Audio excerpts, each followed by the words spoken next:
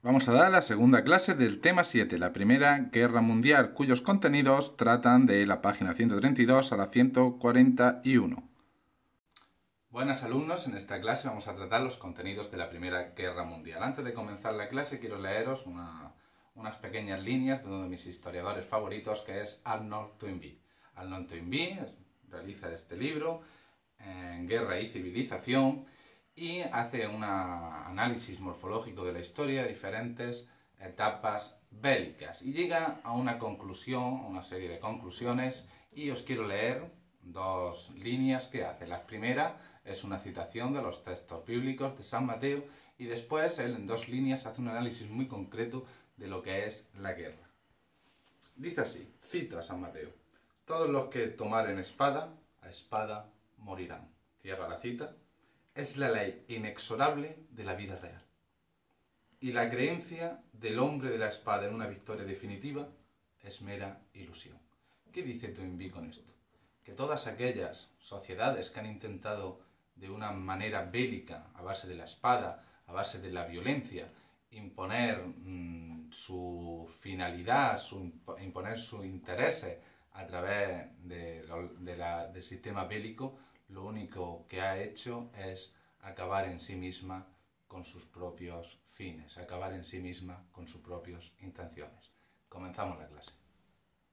Antes de comenzar la Primera Guerra Mundial hay un periodo en el cual se van creando unas tensiones entre las diferentes potencias europeas. A esas tensiones las conocemos como la paz armada.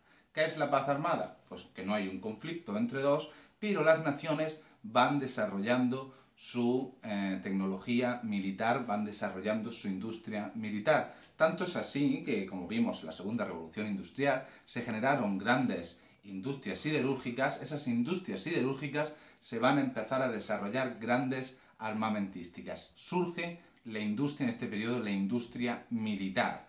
¿Qué tenemos? Primero, dentro de toda esa idiosincrasia tenemos dos factores del imaginario colectivo, de lo que pensaban esas sociedades. La primera es la idiosincrasia colonial. Como vimos en el sistema de colonización, los países europeos empiezan a esquilmar las materias primas de sus colonias, ya sean en África o en Asia. Eso hace que se cree un conflicto de rivalidad para ver los territorios que pueden colonizar. Empiezan los conflictos, como vimos de Fasoda, los conflictos por las colonias de las grandes metrópolis, de los grandes países europeos. Y tenemos el aumento del nacionalismo, que vimos hace tres temas. El nacionalismo, que se basaba en dos ejes vertebradores, como bien recordarán ustedes, era la lengua, era la cultura y el territorio. Eso cada vez más va a ser más palpable en la sociedad, lo que va a llevar a choques, porque ya vimos que el nacionalismo lo que creaba era un nosotros y, por supuesto, al crear un nosotros, generaba un ellos, un los otros. Y ahí va a haber un choque basado en esa ideología. Por supuesto, tras las guerras que vimos de 1870, las guerras franco-prusianas, van a generar un conflicto de intereses entre Alemania y Francia, ¿de acuerdo? Ahora veremos lo que es los sistemas bismarckianos, los sistemas de Bismarck, para aislar a Francia, ¿de acuerdo? Alemania le quita Alsacia y Lorena, Francia tiene unas ganas de revanchismo por ese nacionalismo que cada vez era más palpable, y lo que hace Alemania es una serie de acuerdos diplomáticos para aislar, si cabe, más aún a Francia. Dentro de todo este mundo se van a crear, con el paso, como iremos viendo, dos grandes bloques. Primero, la Triple Alianza, compuesta por Alemania, el Imperio Austrohúngaro e Italia, pero ya veremos que Italia se desprende de este grupo. Y la Triple Entente, compuesta por Inglaterra, Rusia y Francia. Y el protagonismo alemán. Tras la unificación, vimos que en la Segunda Revolución Industrial, Otto von Bismarck, junto a Guillermo I, crean un gran imperio económico, crean una nación muy rica, y esa nación va a estar sustentada, como vimos, bajo las minas y los altos hornos, bajo la industria siderúrgica. ¿Qué sucede? Como hemos visto, el conflicto de la guerra franco-prusiana van a intentar Otto von Bismarck no crear intentar aislar a Francia, porque claro, si a Francia tendría aliado, la fuerza, el poder de Francia aumentaba, ¿de acuerdo? Estamos en una serie de tensiones, pero esas tensiones se crean mostrando el poder de cada uno. Por eso en la paz armada se están generando tantos contingentes bélicos, se están generando tantas armas para, de alguna manera, coercionar al enemigo. El primer sistema bismarckiano. Lo que hace Bismarck, en primera instancia, es un acuerdo con los tres emperadores. Alemania, que era él, Guillermo I, Rusia y Austro-Hungría, ¿de acuerdo? Ese es el primer sistema bismarckiano. Por lo tanto, ya establece ahí una serie de poderes con los tres imperios. Después hace la Triple Alianza, que incorpora también a Italia, ¿de acuerdo? Y tras renovar los tratados del reseguro, hace una serie de acuerdos secretos con Rusia para que no haya un conflicto, ¿de acuerdo? Es decir, tiene su acuerdo y luego hace el tratado de reseguro en 1887 con Rusia para asegurarse la influencia, para asegurarse el poder de Rusia de su lado. ¿Qué pasa? Es un acuerdo secreto que no publican.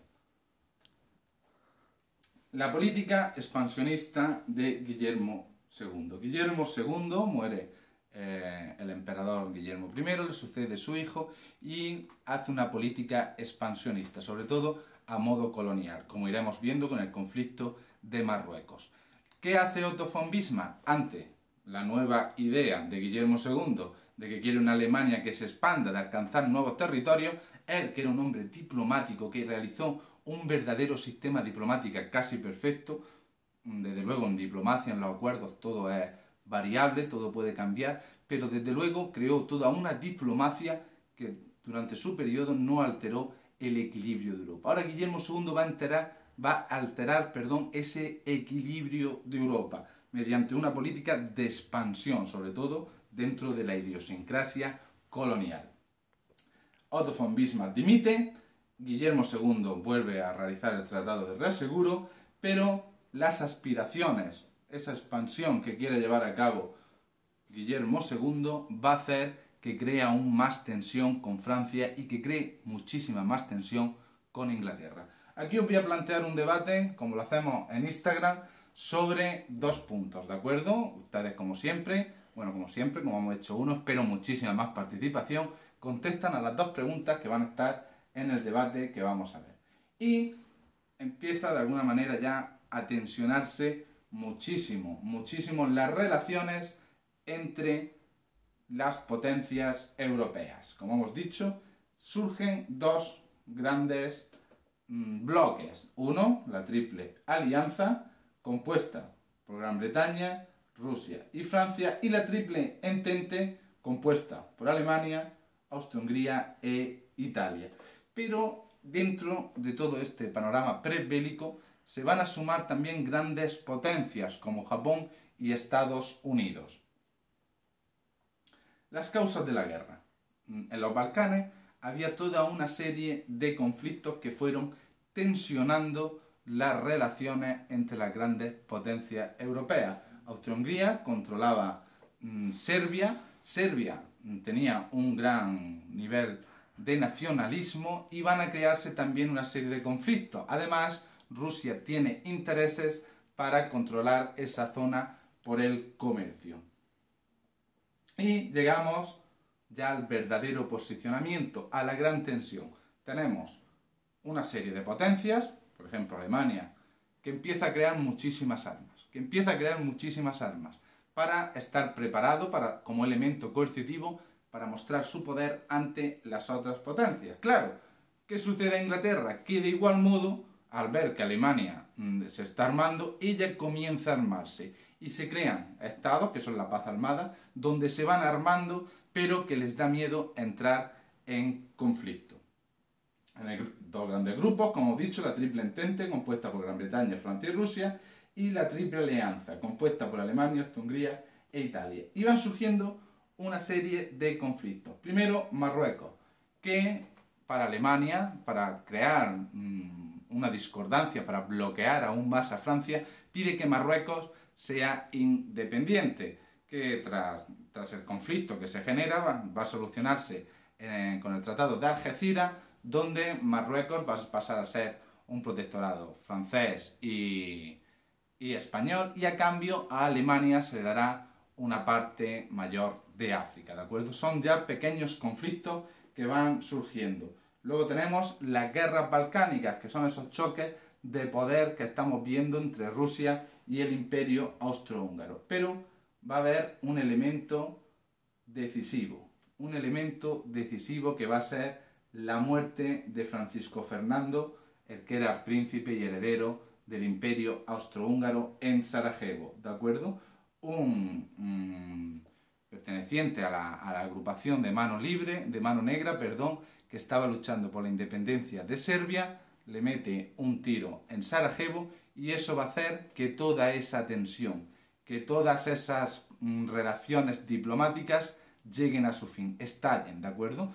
¿Qué han ido haciendo en la paz armada? Pues han ido poniendo muchísima leña al fuego, y ahora va a ser cuando de verdad con este hecho eclosione el conflicto. Leemos cómo el ABC en 1914 describió la muerte del asesinato de Francisco Fernando.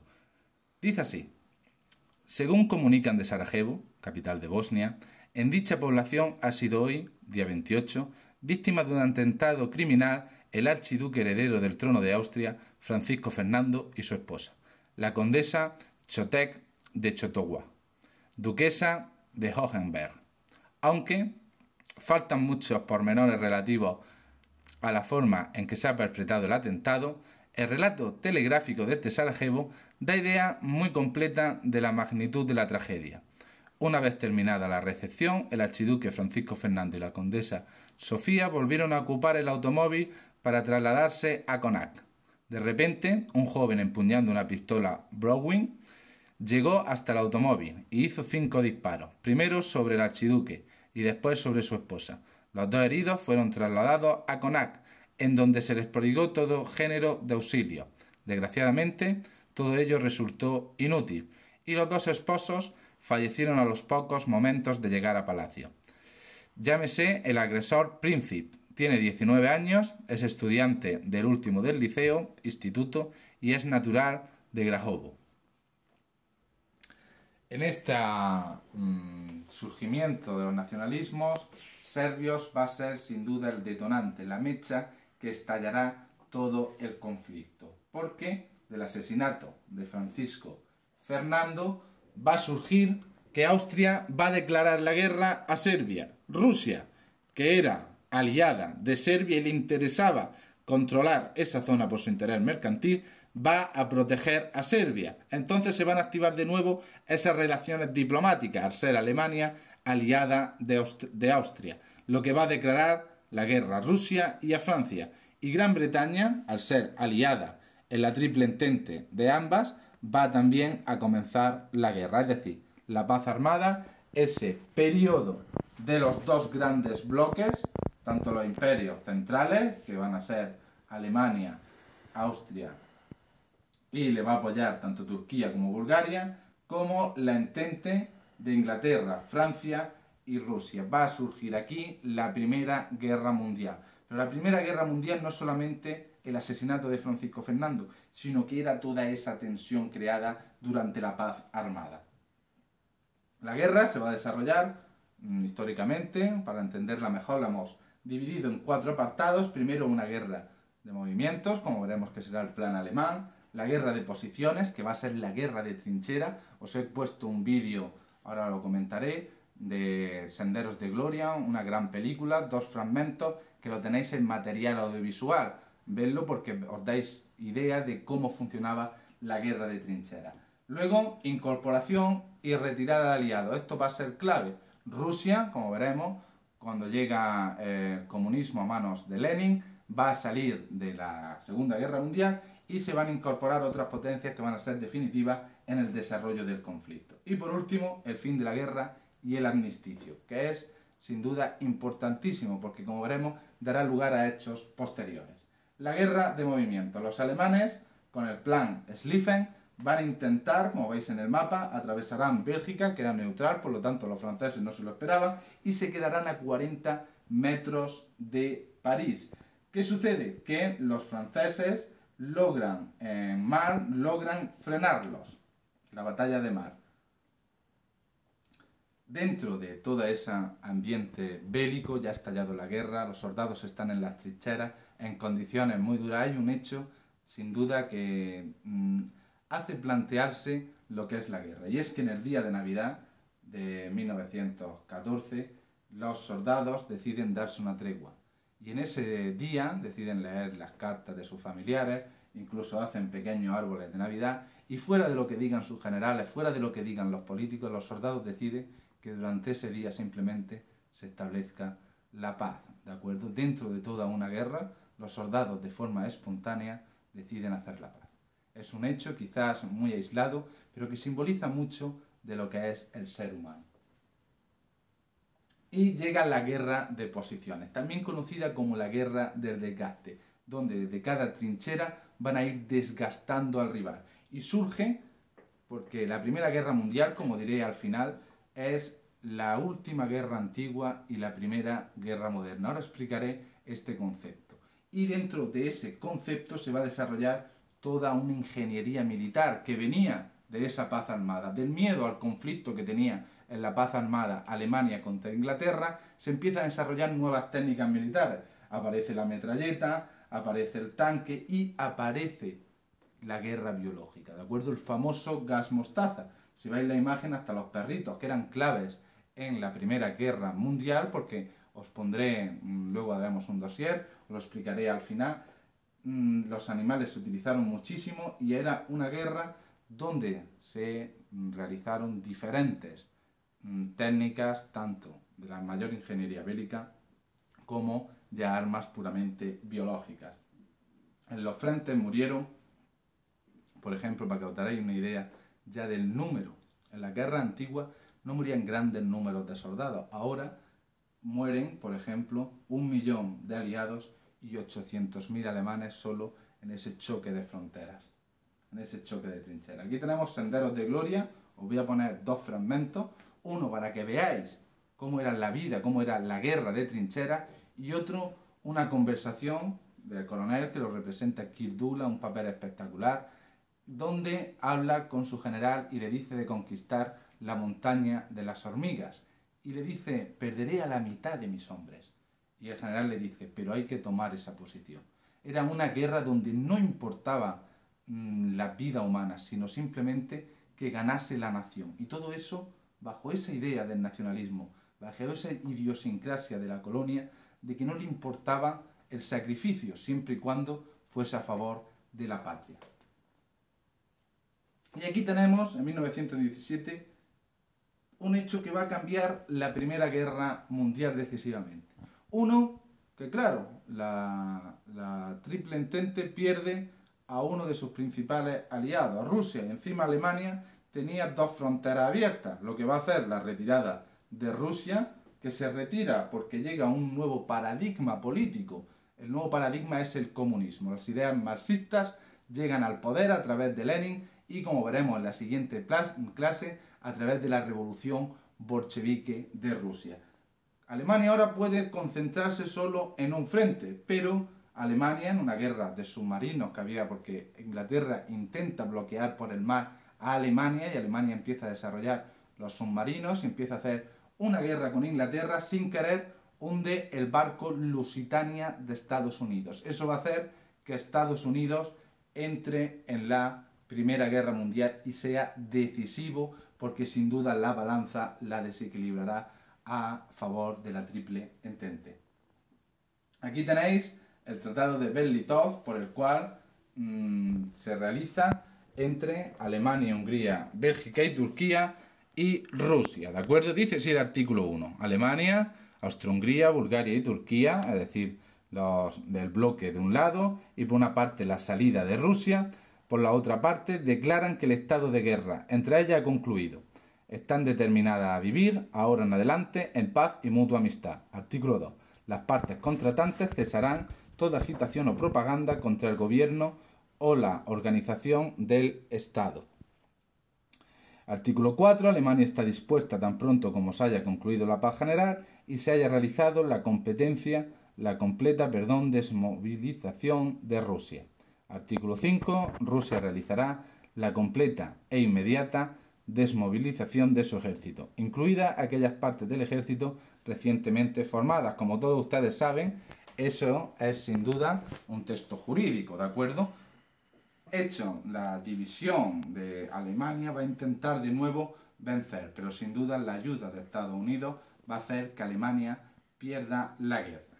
Y llega el fin de la guerra y el conocido armisticio, y tenemos que plantearnos cuál ha sido el balance de la Primera Guerra Mundial. Y es que en vuestro libro salen que hay unas fuentes de 8 millones de muertes. Yo, con mayores análisis, diferentes autores, diferentes historiadores las calculan de 15 a 30 millones. Y antes os he hablado de un concepto básico. Es la última guerra antigua y la primera guerra moderna. ¿Por qué? Porque en la guerra antigua, en la guerra, por ejemplo, que hemos visto de los carlistas, la población no sufría grandes pérdidas.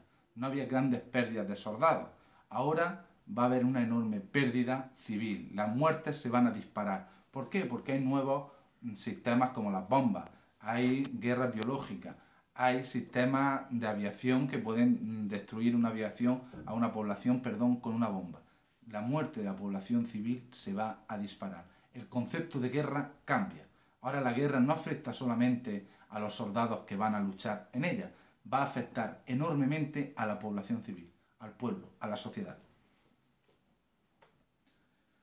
Tenéis 3 palabras de vocabulario que os preguntarán en vuestra prueba: armisticio, cartilla de racionamiento y mercado negro, ¿de acuerdo? Y es que la industria va a cambiar. Va a haber una total intervención durante el periodo de la guerra, una intervención estatal. Es decir, el Estado va a controlar la economía, ¿de acuerdo? Igual que ahora, con el artículo 116 de nuestra Constitución, se nombra un estado de excepción y el Estado puede intervenir y decir quién puede o no puede trabajar. Ese sistema se desarrolló en la Primera Guerra Mundial, donde el Estado podía intervenir tanto en la industria privada como en todos los aspectos económicos. ¿Y qué sucede? Que durante la guerra hay escasez de mano de obra. Los trabajadores van al frente, los trabajadores, los campesinos, los obreros van al frente a luchar. Eso hace, cuando no se tiene trabajadores para producir, que la disminución de la producción se produzca muchísimo menos, lo que crea un aumento de los precios. Si hay gente que demanda comida y hay muy poca oferta, lo que hace en la ley de la oferta y la demanda, acordado de Stuart Mill, es que aumenten enormemente los precios. Y hay unos grandes problemas de abastecimiento. Como hay problemas de abastecimiento y el Estado tiene totalmente intervenida la economía, lo que hace va a ser racionarlo, ¿de acuerdo? Lo que se va a llamar las cartillas de racionamiento, que son un papelito apuntando tu número de pan, apuntando cuánto tienes que comer de aceite, apuntando cuánto tienes que comer de agua. Pero ¿qué pasa? Que siempre que hay una redistribución, el ser humano y su ingeniería, su ingenio, hace también que se cree un mercado negro, ¿de acuerdo? Y aquí aparece, 1, la total estatalización del Estado y su control sobre la economía. Y otro, que el ser humano empieza de alguna manera a trapichear con esos productos que no les deja el Estado y se crea otro nuevo concepto económico, el mercado negro.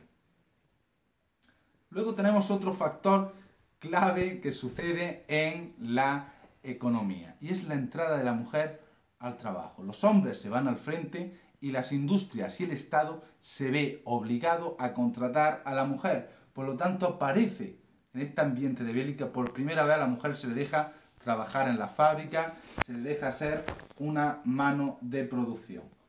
Fuera de la economía llegan los acuerdos de paz y las grandes potencias vencedoras, Italia, que había salido de ese pacto con Alemania, Reino Unido, Francia y el presidente Wilson, van a hacer que se firme la paz, que se cree el armisticio. Aquí tenemos las respuestas del presidente Wilson. Y aquí hay un punto en la historia clave, que va también a realizar el devenir. Wilson, el presidente de Estados Unidos, quiso de alguna manera que no se hiciese muy duro la lucha contra las penas, ¿no? Alemania había perdido la guerra, porque no fuesen muy duras las condiciones de guerra. Hizo 14 puntos. que por supuesto no se cumplieron, porque los llamados tratados de París, que luego se desarrollarán en el Tratado Definitivo de Versalles, no existió ni Estados Unidos, ni existió Alemania, ni existió Austria-Hungría. Los tratados de Versalles básicamente fue lo que Alemania e Inglaterra quisieron redactar, y acordaros que Francia tenía mucho revanchismo, mucho nacionalismo con aquello que había pasado en 1870 en la guerra franco-prusiana, de que le habían quitado Alsacia y Lorena. Y Francia va a intentar por todos los medios humillar a Alemania. Pero antes de ello, vamos a los 14 puntos de Wilson, que quizá hubiese sido la mejor manera de haber resuelto el conflicto. 1. Prohibición de la diplomacia secreta por esos tratados de Otto von Bismarck que vimos sobre cómo había realizado el Tratado de Reaseguro con Rusia. Absoluta libertad de navegación en la paz y en la guerra durante el agua jurisdiccional, es decir, fomentar el libre comercio liberal. Desaparición de las barreras económicas, es decir, uno de los aspectos también que provocaron la guerra mundial fue que Inglaterra, por ejemplo, pusiese muchísimos aranceles, pusiese muchísimos impuestos aduaneros sobre Alemania para fastidiar su economía. Entonces Wilson lo que quiere es que se elimine eso para que no se creen tensiones económicas. Reajuste absolutamente imparcial de las reclamaciones coloniales. Es decir, reformular toda la idiosincrasia colonial, porque había habido un problema, un gran conflicto entre las luchas entre los países por sus colonias. Restauración de Bélgica, y su libre soberanía que había sido ocupada por los alemanes. Liberación de todo el territorio francés. Reajuste de las fronteras italianas de acuerdo con el principio de nacionalidad, es decir, que recuperasen el Tirol, que pertenecía a Austria. Desarrollo autónomo de los pueblos de Austria y Austria-Hungría, es decir, la liberación de los checos, la liberación de los serbios. Evacuación de Rumanía y Serbia y Montenegro, de acuerdo con todos los problemas que habían surgido en los Balcanes. Seguridad y desarrollo autónomo de las nacionalidades no turcas del Imperio Otomano. De igual modo, desmembrar lo que había sido el Imperio Otomano. Crear un Estado independiente en Polonia y realizar la Asociación General de Naciones. Es decir, la Asociación General de Naciones donde se pudiesen reunir todas las naciones, todas las potencias, para de alguna manera evitar posibles conflictos venideros, ¿de acuerdo? Eso va a ser el germen de la ONU, de la actual ONU. El Tratado de Versalles, por el contrario, no siguió los puntos de Wilson. El Tratado de Versalles lo que intentó fue la humillación de Alemania. Lo que ese ambiente revanchista de Francia se va a reflejar en Versalles, Versalles creará un ambiente revanchista en los alemanes. Dice así el Tratado de Versalles, vamos a leer solamente dos artículos. Artículo 42, se prohíbe a Alemania mantener o construir fortificaciones, sea al lado izquierdo del Rin, sea en su lado derecho, es decir, desmilitarizar a Alemania. Ahí viene la primera humillación, ¿de acuerdo? Se prohíbe igualmente en la zona definida en el artículo 42 el mantenimiento y concentración de las Fuerzas Armadas. Y por último, en compensación de la destrucción de las minas de carbón del norte de Francia, Alemania cede a Francia la propiedad entera y absoluta de las minas de carbón situadas en el Sarre. Eso va a ser una verdadera humillación para Alemania. Entonces sí, todo el revanchismo francés de hacía 40 años se va a ver autosatisfecho, pero va a crear un gran revanchismo, va a una nación que, como vimos, Alemania, que se basaba en ese nacionalismo, porque la unificación alemana está basada en aquel nacionalismo, acordaros del libro de Fichte, acordaros de Otto von Bismarck, todo ese sustrato nacionalista se va a ver reforzado por la humillación que fue el Tratado de Versalles. Se dibuja un nuevo mapa debido a esa desmembración que sale en el Tratado de Versalles. ¿Y qué sucede? ¿Cuáles son las consecuencias económicas? Primero, una disminución enorme de la población. Ya os digo, en vuestro libro salen 8 millones de muertos, pero hay historiadores que lo elevan a 30 millones. Destrucción de grandes ciudades.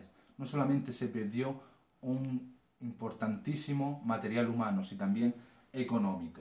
Y Europa perdió su liderazgo económico y político. Europa ya no va a ser el eje mundial de todas las direcciones políticas, económicas, sociales y culturales.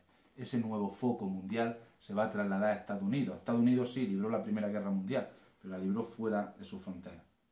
Lo que le hizo no ni perder grandes masas de personas, ni perder grandes masas monetarias en su industria o en sus campos.